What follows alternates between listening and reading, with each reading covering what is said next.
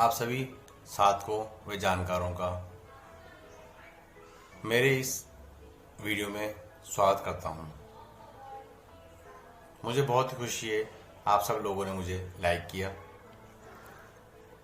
मैं आज आपको स्पर्श क्या चीज़ होती है उसके बारे में, सदगुरुदेव कैसे कृपा करते हैं, बातों ही बातों में अपना सब कुछ लुटा देने को सदगुरुदेव अपने शिष्यों को हमेशा तैयार रहते हैं।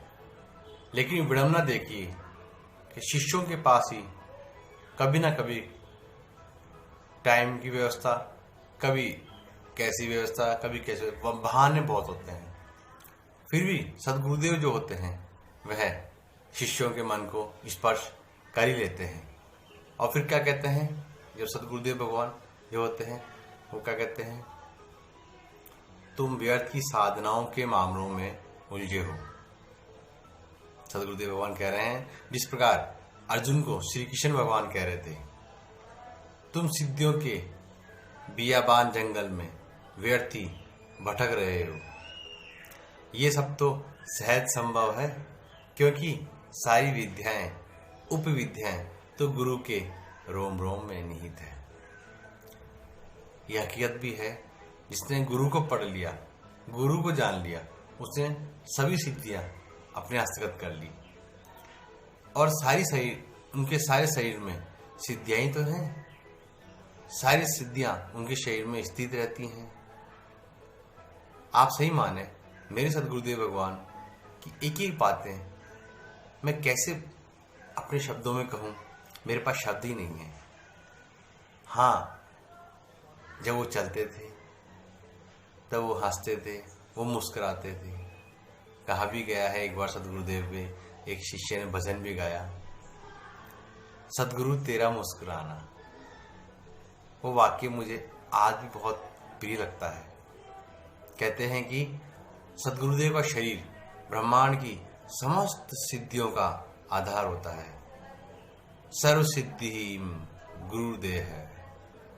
जिस प्रकार बहुत बड़े कुंड में लबालब जल भरा हो और छोटे कुंड से उस बड़े कुंड का नलिका द्वारा संबंध जोड़ दिया जाए तो छोटा कुंड भी स्वतः लबालब भर जाएगा। अब देखिए सदगुरुदेव भगवान कैसे कृपा कर रहे हैं, और ये हकीकत भी है, क्योंकि जब वो ज्ञान पुंज है और ज्ञान पुंज ने एक अपने अंदर ऐसी पाइपलाइन जोड़ दी है अपने माध्यम से, खुद की तपस्या के माध्यम से, शक्तिपात के माध्यम से, तो ये मान के चलो शिष्य का भी लबालब होना है, तभी शिष्य भी आगे और आगे प्रगति करता रहता है। हाँ, ये बात अलग है कि शिष्य की समय समय पर सदगुरु जो होते हैं वो परीक्षा जरूर लेते हैं, और लेना भी चाहिए। जिस प्रकार एक कुम्हार जो होता है वो जब घड़ा तैयार करता है तो अंदर से हाथ रख लेता है और बाहर से चोट मारता है, कहीं से कच्चा ना रह जाए। इसी प्रकार जो सदगुरु होते हैं वह अपने शिष्यों की समय समय पर परीक्षाएं लेते हैं, और उन परीक्षाओं में शिष्य को निखरना होता है। फिर सदगुरुदेव और बातें बताते हैं, क्या बोलते हैं, तुम्हें कुछ नहीं करना है, ना मंत्र, ना तंत्र, ना योग, ना ध्यान, तुम्हें तो गुरुदेव से जुड़ जाना है। तुम्हारा शरीर रूपी कुंड स्वतः सिद्धि रूपी अमृत से लबालब भर जाएगा। ये हकीकत है दोस्तों, मैं सही बता रहा हूँ। खैर आप इसे कुछ भी समझे, लेकिन मैं जो बताने जा रहा हूँ आपको बातें, ये सभी बातें अनुभव सिद्ध बातें हैं। और उस प्रकार जिस प्रकार एक माँ अपने बच्चे को पालती है, उसी प्रकार से एक शिष्य को सदगुरुदेव पालते हैं।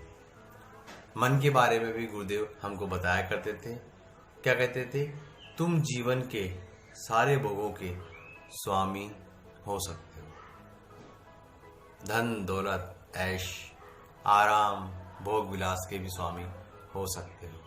नौकर चाकर, पत्नी, दास आदि भी तुम्हारे पास हो सकते हैं, उन पर तुम्हारा अधिकार हो सकता है। पर मन पर तुम्हारा अधिकार नहीं है, हो भी नहीं सकता, क्योंकि यह तुम्हारे नियंत्रण में नहीं है।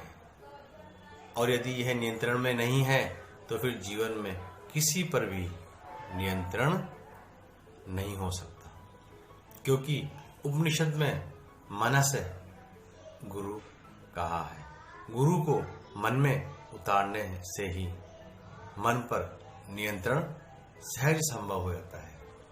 और जब मन में नियंत्रण है तो सारी सिद्धियां स्वतः ही तुम्हारी दासी है, तुम्हारी चेरी है। गुरु को मन में बिठाने, स्थापित करने की कला श्वास श्वास के साथ गुरु को अंदर उतारना होगा। मैंने पहले भी बताया है आपको, हर श्वास में गुरु गुरु गुरु ही निकले।